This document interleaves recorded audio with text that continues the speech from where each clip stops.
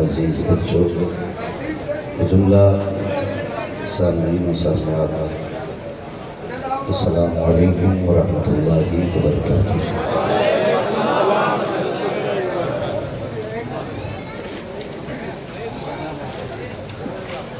نحمده ونصلي ونسلم على رسوله الكريم، أما بعد فأعوذ بالله من الشيطان الرجيم، بسم الله الرحمن الرحيم، وقضى ربك ألا تعبدوا إلا إياه وبالوالدين إحسانا۔ آمنت بالله صدق الله العظيم وصدق رسوله النبي الأمي المطيع المبين المعين الكريم، ونحن على ذلك لمن الشاهدين والشاكرين، فالحمد لله رب العالمين۔ یا خدا بہر جناب مصطفیٰ امداد کن، یا رسول اللہ از بہر خدا امداد کن، یا شہید کربلا، یا دافع کرب و بلا، گل رخا شہزادہ قلب و قضا امداد کن۔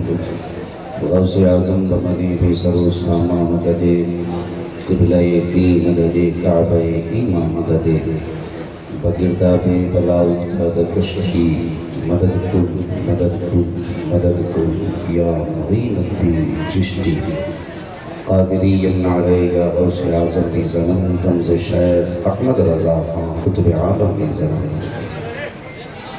بلغ العلا بکمالہ، کشف الدجا بجمالہ، حسنت جمیع خصالہ، صلو علیہ وآلہ۔ کروں تیرے نام پہ جان فدا، نفس ایک جان دو جہاں فدا، دو جہاں سے بھی نہیں جی بھرا، کروں کیا کروں دو جہاں نہیں۔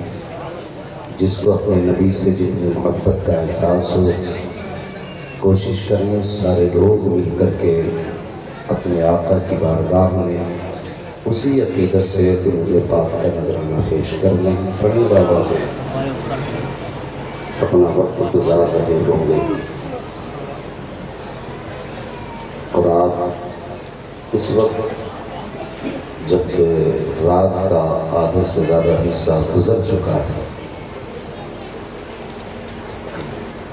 اس محفل میں بیٹھ کر کے صرف یہ سوچ رہے ہیں کیا یہ اچھا ہو آج کی رات کے صدقے میں ہم سے کعبے والا بھی راضی ہو جائے، مدینے والا بھی راضی ہو جائے۔ میں مبارکباد پیش کروں گا صدر جلسہ محب گرامی عالی وقار حافظ و قاری نوشاد عالم صاحب، حسیب عالم صاحب، اور ان کے بھائیوں کو خدا کرے ہر باپ کو، ہر ماں باپ کو ایسی اولاد نصیب ہو جو ماں باپ کے جانے کے بعد بھی ان کی قبر کو ٹھنڈا کرنے کا انتظام کرے۔ آپ نے خطیب الہند حضرت حافظ و قاری قمر الزمان صاحب قبلہ دامت اللہ علیہ سے بہت کم وقت میں ناموس رسالت کے تعلق سے بڑا یہ سمجھیے کہ ہنگامہ خیز کے ساتھ بہت کم وقت میں حضرت گھنٹوں کا کام کر گئے، اور میں دعا کرتا ہوں اللہ تعالیٰ حضرت کو سلامت رکھے۔ اور ایک میرے دل کی بات ہے وہ کہہ دوں، میں بھی اس بات کو کہہ رہا تھا مبارک بھائی، سب سے زیادہ خوشی مجھے دو جگہ سے ملی۔ نمبر ایک دن حضرت گھوسی شریف جانا ہوا تھا، تو وہاں پہ جس جگہ دیکھو علماء نظر آ رہے تھے، اور دوسری یہ سرزمین ہے ٹوری کی کہ جہاں پہ قدم قدم پہ علماء نظر آ رہے ہیں۔ آپ بڑے نصیب والے ہیں کہ ہر گھر میں کم سے کم مصطفیٰ کی دی ہوئی شریعت کا کم سے کم ایک پہرے دار ضرور نظر آتا ہے۔ اللہ آپ کو سلامت رکھے۔ میں یہ ہو سکتا ہے کہ آپ کو یہ لگتا ہو کہ یہ مولانا ہمارے بھتیجے لگتے ہیں، کوئی کہتا ہو یہ ہمارے چچا لگتے ہیں، کہ یہ تو ہمارے ابا ہی ہیں، ہمارے بیٹے ہی تو ہیں مولانا۔ یہ ہو سکتا آپ کے ذہن میں بات آتی ہو، لیکن سنیں، آپ کے بیٹے، آپ کے بھائی، آپ کے باپ، آپ کے پوتے، آپ کے بھتیجے یہ بعد میں ہیں، مصطفیٰ کے دین کے وارث پہلے ہیں۔ کتنی عظمتیں ان علم والوں کی، یہ میری اوقات کیا جو میں ان کی شان بیان کروں۔ ان پڑھانے والوں کی عظمتیں تو میں بیان نہیں کر سکتا، البتہ پڑھنے والوں کے بارے میں اتنا بتا سکتا ہوں کہ جس گھر میں برکت نہ ہو، قرآن والے کو اپنے گھر لے جا کے کھانا کھلا، خدا کی قسم اللہ اتنا دے گا کہ 7 پشتوں کا بھلا ہو جاتا ہے۔ پڑھنے والے کے ہاتھ کی برکت ہے تو پھر پڑھانے والے کے قدر کی برکت کا عالم کیا ہوگا۔ تو آپ نصیبوں والے ہیں جو آپ کی اس بستی میں ہر گھر میں کم سے کم ایک علم والا موجود ہے۔ اور میں یہ بات اکثر کہتا ہوں، جن گھروں کے اندر ایک بھی علم والا ہوتا ہے، اللہ کے فضل سے وہ حویلیاں کبھی گمراہ نہیں ہوتی ہیں۔ ہاں یہ سچی بات ہے، اور ضروری ہے کہ ہر گھر میں کم سے کم ایک قرآن کا پودا ضرور ہونا چاہیے۔ ہر گھر میں جیسی ہوائیں چل رہی ہیں، آدمی اگر زیادہ تعلیم حاصل کر رہا ہے تب بھی گمراہ ہو جاتا ہے۔ اکثر ڈاکٹر انجینئر ان سے باتیں کرو تو کہتے ہیں نہیں میں نہیں مانتا کسی چیز کو، میں بس اتنا مانتا ہوں کہ اللہ کو مانو، رسول اللہ کو مانو۔ یہ ذہن ہو گئے لوگوں کے۔ اچھا ہم باہر سے بچے گھر میں آئے تو پیروں نے لوٹ لیا۔ ہاں کچھ پیر بھی گمراہ کرنے پہ لگے تھے۔ میں صرف ایک بات کہہ کے جاؤں گا، اگر تمہارے گھر کے اندر ایک بھی حافظ ہوگا نا، ایک بھی عالم ہوگا، انشاءاللہ وہ اپنے پریوار کو گمراہ نہیں ہونے دے گے۔ جب بھی بہتا دیکھے گا صرف یہی سبق پڑھائے گا، اٹھتے بیٹھتے کسی کی نہ مانو، کم سے کم صرف یہ خیال رکھو جو سبق میرے مرشد تھا، جو شریعہ نے دیا تھا، اور یہ پیغام تھا ان کا کہ حضور کے بارے میں جب بھی بات کہی جائے نا تو صرف یہی عقیدہ رکھنا کہ تمہیں جانا، تمہیں مانا، نہ رکھا غیر سے کام، للہ الحمد میں دنیا سے مسلمان۔ اللہ اس بستی کو سلامت رکھے اور ان تمام علماء اکرام کی عمر میں بے پناہ برکت عطا فرمائے۔ ان میں اکثر میرے بڑے ہیں، کچھ میری عمر کے ہیں، کچھ مجھ سے چھوٹے ہیں، لیکن سب کے سب لائق تعظیم ہیں اور سب عزت و عظمت میں مجھ سے بڑے ہیں۔ میں تھوڑی دیر کے لیے حاضر خدمت ہوں۔ آج کی عظیم الشان محفل 3 بیٹوں نے سجائی، ان کے ساتھ ان کے رفقا، ان کے دوست، ان کے احباب کھڑے ہوئے جنہوں نے کاندھے سے کاندھا لگا کر کے اتنا بڑا انتظام کر ڈالا۔ میں دعا کرتا ہوں مالک جن کے ماں باپ دنیا سے چلے گئے، اللہ ان جانے والوں کو جنت نصیب فرما، اور جن کے ماں باپ بحیات ہیں اللہ ان ماں باپ کی عمروں میں بے پناہ برکت عطا فرما۔ خیریت ہیں آپ لوگ؟ بہت پہلے ڈاکٹر میں نے یہ کچھ مصرے سنے تھے منور رانا کے، اور آج تک مجھے یاد ہے۔ منور رانا نے ایک بات کہی تھی کہ اے اندھیرے دیکھ لے منہ تیرا کالا ہو گیا، ماں نے آنکھیں کھول دی گھر میں اجالا ہو گیا۔ ماں، لفظ ماں اتنا میٹھا ہے، اگر یہ منہ میں آتا ہے نا تو اس کی مٹھاس دل تک محسوس ہوتی ہے۔ میں جانتا ہوں کہ آپ لوگوں سے مجھے گفتگو کرنی ہے، علماء اکرام کی صرف دعائیں میں انہیں سمجھانے نہیں، بس آپ سے بات کرنے آ رہے ہیں، لیکن یقین جان جاتے ہیں ماں آج ہمارے بیچ ہے، باپ ہمارے درمیان ہے، تو ہمیں ان کی قدر نہیں ہوتی۔ ہم نہیں جانتے اپنا مزاج ہے، نوجوان ہماری سوسائٹی کس ڈگر پہ چل رہی ہے یہ سب کو پتہ ہے۔ اگر میں بھی کہہ دوں ماں سے کتنے لوگ محبت کرتے ہیں تو یقیناً سب ہاتھ اٹھاتے ہیں، لیکن کبھی ہاتھ اٹھانے سے پہلے یہ سوچتے ہیں ہم کہ جو ہاتھ اٹھا رہے ہیں سچے اٹھا لیں کہ جھوٹے؟ لفظ محبت کو ہم نے ایک حلوہ سمجھ لیا، کوئی بھی کسی کے ساتھ چپکا دیتا ہے، جو بھی چاہتا ہے کہتا ہے جی مجھے محبت ہے ماں سے۔ اس کے کچھ تقاضے ہوتے ہیں، اس کے کچھ اصول ہوتے ہیں، اس کے کچھ ضابطے ہوتے ہیں۔ اکثر جوان ماں باپ کو بڑی آسانی سے ڈانٹ دیا کرتے ہیں، خدا کے واسطے ماں کی عزت کیا کرتے، باپ کی قدر کیا کرتے۔ میں بہت دور لے کر کے نہیں جاؤں گا، تمہارے بیچ میں جو سب سے زیادہ عمر دراز تمہیں لگتا ہو، جو تمہیں لگتا ہو اس کی عمر 110 سال ہے، کبھی اس سے پوچھنا کہ تمہیں آج بھی ماں کی یاد آتی ہے؟ اس سے صرف اتنا سوال کرنا آج بھی تمہیں ماں کی یاد آتی ہے؟ اگر 110 سال کے بوڑھے کے سامنے بھی ماں باپ کا تذکرہ کرو گے نا تو وہ 110 سال کا بوڑھا دور ہو دیتا ہے، اس کی آنکھ بھیگ جایا کرتی ہے۔ چچا 110 سال عمر ہو گئی، ماں کو انتقال کی ہوئے 50 سال بیت گئے ہیں، آج بھی ماں کی یاد آتی ہے؟ وہ کہیں گے ہاں، آج بھی پلٹ کے پیچھے دیکھے نا اور ماں کے بارے میں سوچے تو ایسا لگتا ہے آج بھی دروازے پر کھڑے ہو کے ماں انتظار کر رہی ہے، آج بھی ماں ہمارا راستہ دیکھ رہی ہے۔ خدا کی قسم نوجوانوں، دنیا کی ہر چیز کو بازار سے خریدا جا سکتا ہے، لیکن ماں کی ممتا کو کسی بازار سے خریدا نہیں جا سکتا۔ ماں کی ممتا کو کسی بازار سے نہیں خریدا جا سکتا۔ تو یاد رکھ جوان، آج ماں ہے تو عزت کر، ماں ہے تو قدر کر۔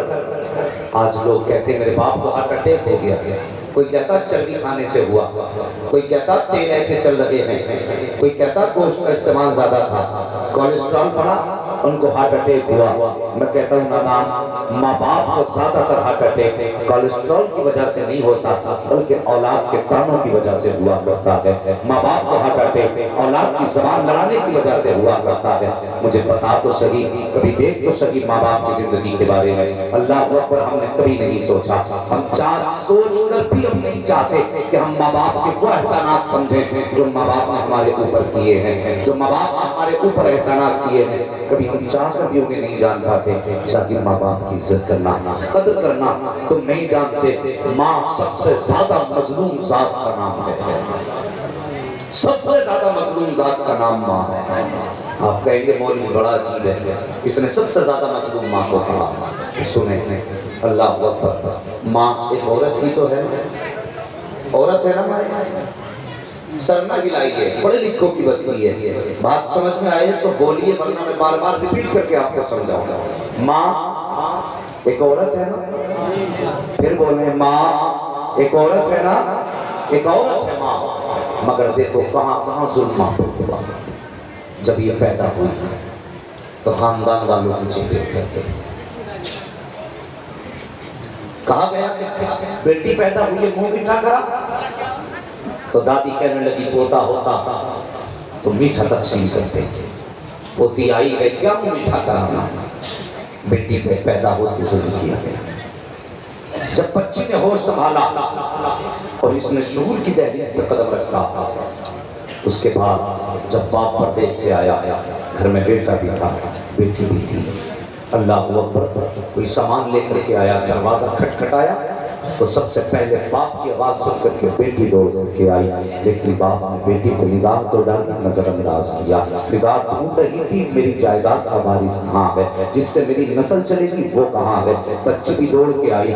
اکثر میں دیکھتا ہوں کہ جب باپ کے آنے کی خبر ہوتی ہے تو بیٹیاں دوڑ کے آتی ہیں، بیٹا باپ کے آنے کا اپنے پاس تک انتظار کیا کرتا ہے۔ میں کسی بیٹے کی مخالفت نہیں کر رہا ہوں بلکہ ایک حقیقت سے پردہ اٹھانا چاہتا ہوں۔ ہم نے کیا کیا بیٹی کے ساتھ، جیسے کہ بیٹی نے آواز سنی دوڑ کر کے ہمارے پاس آئی، ہم بچی کا ہاتھ پکڑ کے وہاں تک گئے جہاں بیٹا بیٹھا تھا۔ اللہ اکبر، ہونا تو کیا چاہیے تھا، ہونا تو یہ تھا کہ جب بیٹی دوڑ کر کے آئی تھی تو باپ کو پہلے بیٹی کو اٹھا کے سینے سے لگانا چاہیے تھا، اس کے بعد اندر جانا چاہیے تھا، لیکن ہم نے بیٹی کی انگلی پکڑی، وہاں لے کر کے گئے جہاں بیٹا بیٹھا تھا۔ ہم جو کھانے کا سامان لائے تھے ہم نے بیٹے کی گود میں ڈال دیا اور بچی سے کہنے لگے جا بیٹی مجھے پانی بھر کے لا کے دے۔ تجھے کیا لگتا ہے اس 8 سال کی بچی کو پتہ نہ چلا؟ خدا کی قسم بیٹی کو خدا نے وہ ہنر بخشا ہے کہ یہ پہلی نظر میں اپنی طرف دیکھنے دیکھنے والے کی نظر پہچان لیا کرتی ہے. عمر 8 سال بھی ہوتی ہے تو یہ پہچان کے بتا دے گی کہ یہ کس نظر سے دیکھ رہا ہے, کس نظریے سے دیکھ رہا ہے. بتا لے یہ ہنر بچیوں کو دیا ہے. جب تم نے بچی کو سائڈ کیا, بیٹے کو سینے سے لگایا, تب بیٹی کو پتا چل گیا تھا کہ باپ نے میرے ساتھ ناانصافی کی ہے. لیکن اس وقت باپ اندر بیٹی نے تیرے گردان پکڑ کر کے تجھ سے یہ نہیں پوچھا تھا کیا میں تیری اولاد نہیں ہوں, کیا میں تیری بیٹی نہیں ہوں. جہاں خدا نے عورت کو عورت بنایا ہے, وہاں اسے صبر اور ہمت کا مادہ بھی عطا کیا ہے. تم نے اسے ساتھ ناانصافی کی لیکن اس نے تمہارا گریبان نہیں پکڑا.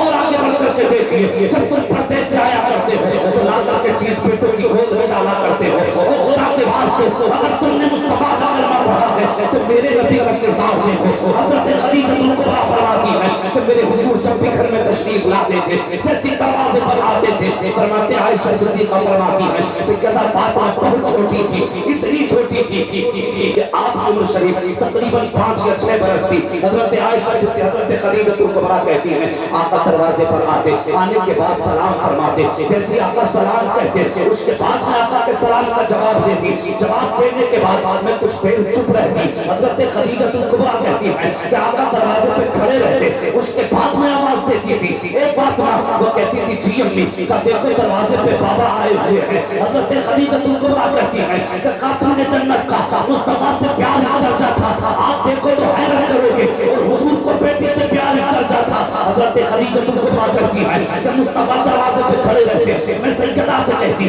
فاطمہ دروازے پہ بابا آئے ہوئے ہیں. اب حضرت فاطمہ توڑ کر کے جاتی, پھر دروازہ کھولتی, باپ کو سلام کرتی, انگلی پکڑتی, تب آقا اندر تشریف لے کر کے آتے. خدیجہ الکبریٰ کہتی ہے مجھے یاد نہیں ہے کبھی مصطفیٰ دروازے پہ آئے ہو اور فاطمہ کے دروازے سے آنے سے پہلے آقا اکیلے اندر آ گئے ہو. کبھی مصطفیٰ فاطمہ کے بغیر اندر نہیں آئے ہیں, اور مجھے بتا تو سکی اگر نبی بیٹی کے بغیر دروازے کے اندر نہیں آتا ہے تو تیری اوقات کیا ہے, تیری حیثیت کیا ہے. تو ساری چیز لا کر کے بیٹے کی گود میں ڈال دیتا ہے اور کہتا ہوش کا دامن نہیں چھوڑیں گے, حضرت کا دامن نہیں چھوڑیں گے, مصطفیٰ کا دامن نہیں چھوڑیں گے. اگر جنت میں جانا چاہتا ہے انصاف یہ کہ آقا فرماتے ہیں جب باہر سے آیا کرو تو کوئی چیز لاؤ, پہلے بیٹے کو کھلایا کرو, اس کو بعد لا کر کے اپنے بیٹوں کو کھلایا.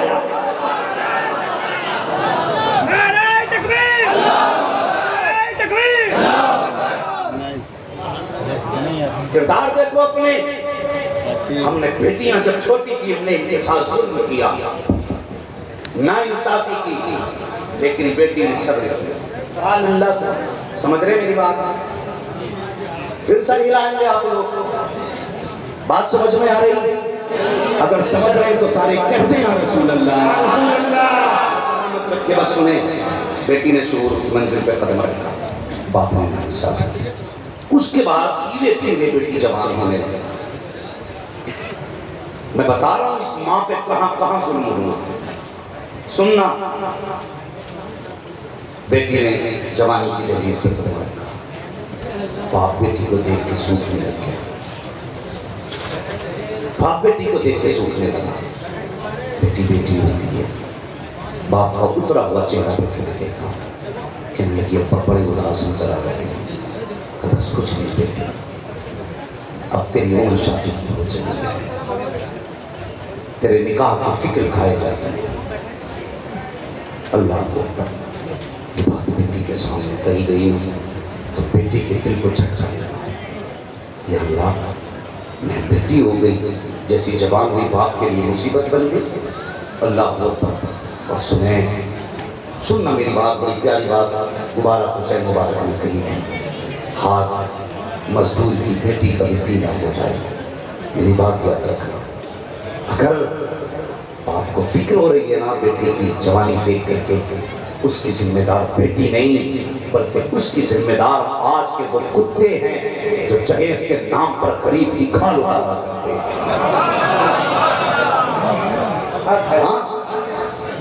جہیز کے نام پر غریب کی چمڑی پھیرنے والے ہیں.